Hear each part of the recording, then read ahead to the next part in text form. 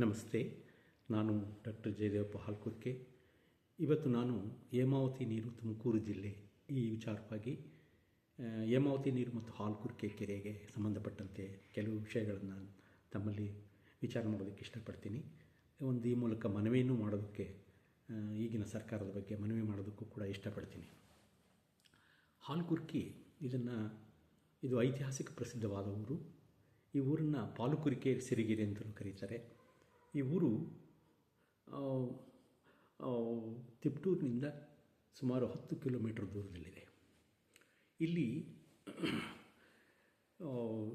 ಸಿರಿಗೆರೆ ಬೃಹನ್ಮಠದ ತರಳಬಾಳ ಜಗದ್ಗುರುಗಳ ಮೂಲ ಸಂಸ್ಥಾನ ಮಠ ಇದೆ, ಹಾಸ್ಟೆಲ್ ಇದೆ, ಸ್ವಾಮೀಜಿಯವರ ಒಂದು ಕಾನ್ವೆಂಟು ಮತ್ತು ಅವರ ಒಂದು ಪದವಿ ಪೂರ್ವ ಕಾಲೇಜು ಕೂಡ ಇದೆ.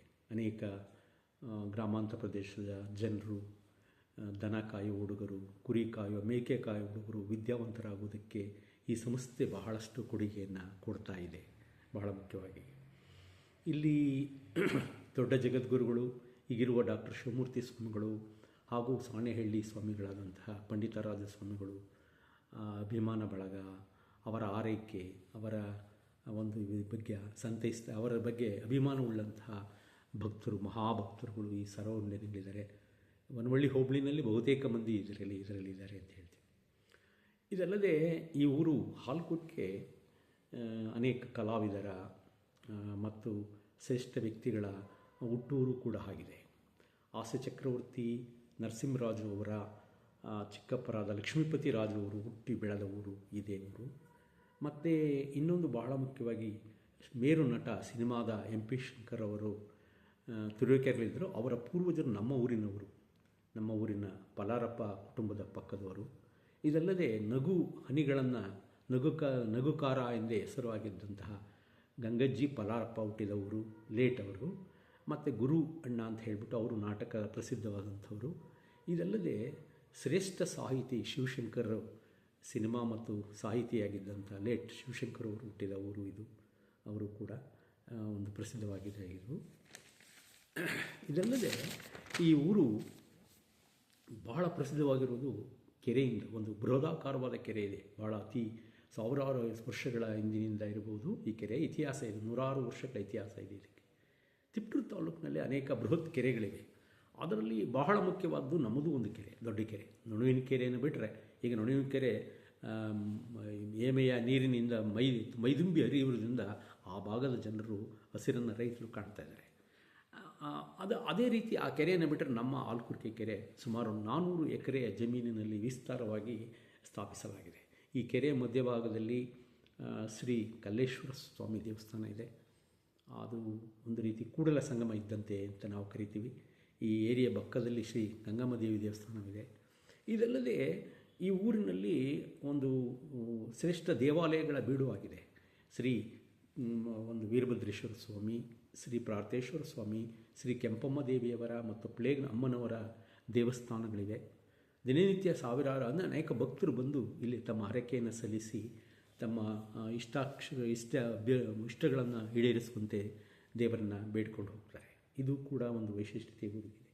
ಆದರೆ ಈ ನಮ್ಮ ಕೆರೆಯ ಬಗ್ಗೆ ಹೇಳೋದಾದರೆ, ಈ ಕೆರೆ ನೈಸರ್ಗಿಕವಾಗಿ ಮಳೆ ಬರೋ ಕಾಲದಲ್ಲಿ ಬಹಳ ತುಂಬಿ ಹರಿಯುತ್ತಿತ್ತು.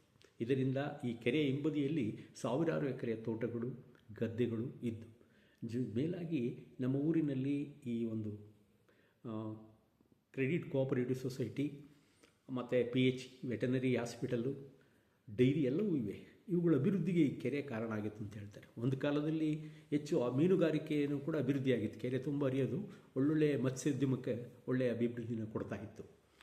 ಆದರೆ ಬರುತ್ತಾ ಮಳೆ ಅಭಾವ ಹೆಚ್ಚಾದಂತೆ ಈ ಕೆರೆ ಬರಿದಾಗ್ತಾ ಹೋಗ್ತು. ಅದು ಮತ್ತೆ ಈ ಕೆರೆಯನ್ನು ರಿಪೇರಿ ಆಗಲಿಲ್ಲ, ಸರಿಯಾಗಿ ಆಗಿಲ್ಲ.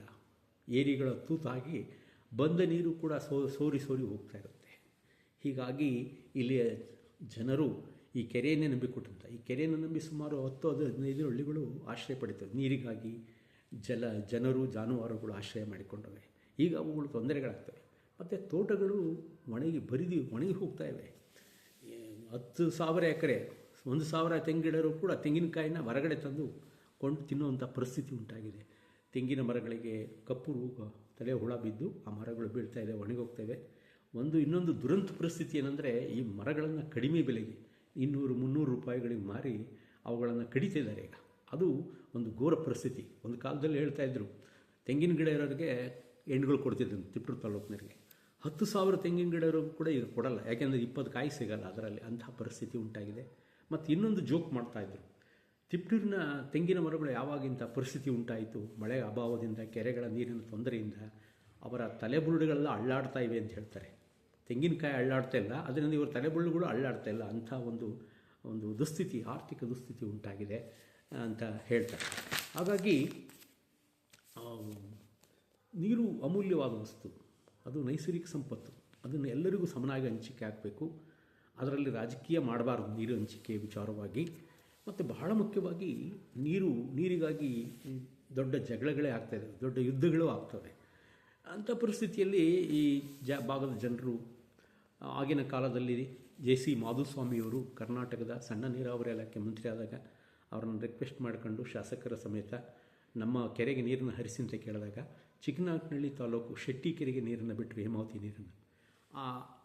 ಈ ಕೆರೆಯಿಂದ ನಮ್ಮ ಕೆರೆಗೆ ಬಹಳ ಹತ್ತಿರ, ಕೆಲವೇ ಕಿಲೋಮೀಟರ್ಗಳ ದೂರದಲ್ಲಿದೆ, ನೈಸರ್ಗಿಕವಾಗಿ ನೀರು ಬರುತ್ತೆ. ಆದ್ದರಿಂದ ಆ ಕೆರೆಗೆ ನೀರನ್ನು ಹರಿಸೋದಕ್ಕೆ ಒಂದು ಸರ್ಕಾರ ಸಮ್ಮತಿಸಿ ಟೆಂಡರ್ ಕರೆದು ಅದನ್ನು ಅನುಷ್ಠಾನಕ್ಕೆ ತರೋದಕ್ಕೆ ಅನುಕೂಲಕ್ಕಾಗುವಂತೆ ಮಾಡಿದರು. ಅದೇ ಕಾಲದಲ್ಲಿ B.C. ನಾಗೇಶ್ ಅವರು ತಿಪ್ಟೂರು ತಾಲೂಕಿನ ಶಾಸಕರಾಗಿದ್ದರು. ಅವರು ಬಂದು ನಮ್ಮೂರಿನ ಈ ಒಂದು ಹೇಮಾವತಿ ನೀರಿನ ಉದ್ಘಾಟನಾ ಸಮಾರಂಭವನ್ನು ಮಾಡಿ ಹೋದರು. ಆದರೆ ರಾಜಕೀಯ ಬದಲಾವಣೆ ಆದಂತೆ, ಪಕ್ಷಗಳು ಬದಲಾವಣೆ ಆದಂತೆ ಈ ಒಂದು ನೆನೆಗಿದಿಗೆ ಬಿದ್ದೋಯ್ತು. ಇಲ್ಲಿವರೆಗೂ ಕೂಡ ಈ ಕೆರೆಗೆ ನೀರು ಬಂದಿಲ್ಲ. ಈಗಾಗಲೇ ನೋಡ್ತಾ ಇದ್ದೀವಿ, ತುಮಕೂರು ಜಿಲ್ಲೆಯಲ್ಲಿ ಹೊಸದಾಗಿ ಯೋಜನೆಗಳನ್ನು ರೂಪಿಸೋಕೆ ಹೋಗ್ತಾರೆ. ಅದು ಅವುಗಳ ಬಗ್ಗೆ ಈಗ ತಲ್ಲಣಗಳು, ಘರ್ಷಣೆಗಳು ಉಂಟಾಗ್ತದೆ. ಹಳೆಯವನ್ನೇ ಕಂಪ್ಲೀಟ್ ಮಾಡಿಲ್ಲ, ಅವು ಮಾಡಬೇಕಾಗತ್ತೆ. ಇದು ಬಹಳ ಮುಖ್ಯವಾದ್ದು. ಆದ್ದರಿಂದ ನಾನು ಈಗೇನಾಗುತ್ತೆ ಅಂತಂದರೆ, ಕೆಲವು ಸಂಶೋಧಕರು ಹೇಮಾವತಿ ನೀರಿನ ತುಮಕೂರು ಜಿಲ್ಲೆಗೆ ಸಂಬಂಧಪಟ್ಟಂತೆ ಕೆಲವು ಸಂಶೋಧನೆಗಳನ್ನು ಮಾಡಿದ್ದಾರೆ. ಆ ಒಂದು ಸಂಶೋಧನೆಯ ಫಲಗಳೇನು ಹೇಳ್ತೇವೆ ಅಂದರೆ, ನೀರಾವರಿ ಇಲಾಖೆ ಸಂಬಂಧಪಟ್ಟಂಥ ನೀರಾವರಿ ಇಲಾಖೆ ಮೈದುಂಬಿ ಹರಿಯುವಾಗ ಹೇಮಾವತಿ ಮಳೆಗಾಲದಲ್ಲಿ ತುಂಬ ಹರಿಯುತ್ತೆ. ಅಂಥ ಸನ್ನಿವೇಶದಲ್ಲಿ ಆ ನೀರು ಸಮುದ್ರದ ಪೋಲಾಗುತ್ತೆ, ಬೇಕಾದಷ್ಟು ನೀರು. ಆ ಸನ್ನಿವೇಶದಲ್ಲಿ ಹೇಮಾವತಿ ನೀರನ್ನು ತುಮಕೂರು ಜಿಲ್ಲೆಯ ಎಲ್ಲ ಕೆರೆಗಳಿಗೆ ತುಂಬಿಸಿಬಿಟ್ರೆ ಮಳೆಗಾಲದಲ್ಲೇ ಹರಿಯುವಾಗ ಸಮುದ್ರಕ್ಕೆ ಪೋಲಾಗುತ್ತೆ. ಅದರ ಪೋಲಾಗೋದನ್ನು ಕೆರೆಗಳಿಗೆ ಹರಿಸಿ ತುಂಬಿಸಿ, ಅದರಿಂದ ಎಲ್ಲ ಕೆರೆಗಳು ತುಂಬೋದ್ರಿಂದ 2-3 ವರ್ಷಗಳು ತುಂಬಿರ್ತವೆ. 1 ವರ್ಷನಾರು ಇದ್ದರೂ ಕೂಡ 2-3 ವರ್ಷ ಅಂತರ್ಜಲ ಹೆಚ್ಚಾಗುತ್ತೆ. ಇದರಿಂದ ರೈತರ ಭಾಳ ಹಸನಾಗುತ್ತದೆ. ಆದರೆ ಏನು ಮಾಡ್ತಾರೆ ಅಂದರೆ, ನೀರು ಇಲ್ಲದಾಗ ಇಂಥ ಸಮಸ್ಯೆಗಳು, ಈಗ ರಾಜಕೀಯ ಕಿಚ್ಚು ಹಚ್ಚಿದ ಹೇಮಾವತಿ ನೀರು ಅಂತ ಈಗ ತುಮಕೂರು ಜಿಲ್ಲೆಯ ಹೇಮಾವತಿ ನಾಲೆಗೆ ಎಕ್ಸ್ಪ್ರೆಸ್ ಲಿಂಕ್ ಕ್ಯಾನಲ್, ಇಂಥ ಒಂದು ಸಮಸ್ಯೆಗಳು ಉದ್ಭವ ಆಗೋದಕ್ಕೆ ಕಾರಣ ಆಗುತ್ತೆ ಅಂತ ಹೇಳಿ ಕೆಲವರು ತಜ್ಞರು ಅಭಿಪ್ರಾಯಪಡ್ತಾರೆ.